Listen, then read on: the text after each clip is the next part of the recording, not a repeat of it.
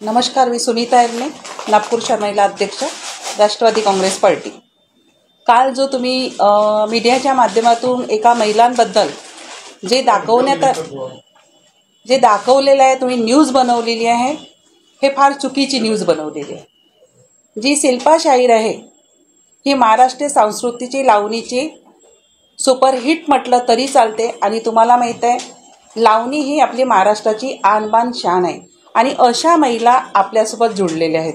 ती आपली एक पदाधिकारी आहे, नागपूर शहराला उपाध्यक्षही म्हणून तिची निवड झालेली आहे। आणि सर, आमचा जो काल कार्यक्रम होता, दिवाळी मिलनचा कार्यक्रम होता। आज दिवाळी मिलन म्हणजे असं मिलनचा कार्यक्रम असते आणि काल आमचा एवढा सुंदर कार्यक्रम केला की आम्ही प्रत्येक महिलांनी त्याच्यामध्ये डान्स केलो, संगीत म्हटलं आणि लावणी। ज्या महिलांकडनं जे गुण आहेत ते काल दाखवण्यात आलं। तर तिथं आमचं पूर्ण परिवार होतं। परिवाराच्या समोर काय आपण आपल्या कला दाखवू शकत नाही? हे काही चूक आहे? हे गलत आहे?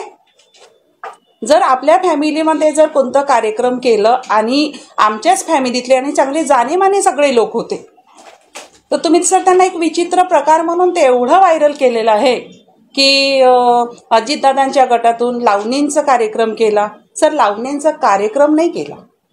काल माझ्या सगळ्या पदाधिकारी आल्या, मी म्हटलं बा तिचं आत्ताच एक लावणी जी आहे आत्ताच तिची एक रिलीज झाली पुन्हा, तर म्हटलं तू थोडंसं हा मनोरंजनचा दिवाळी मिलन म्हणजे मनोरंजनचा कार्यक्रम।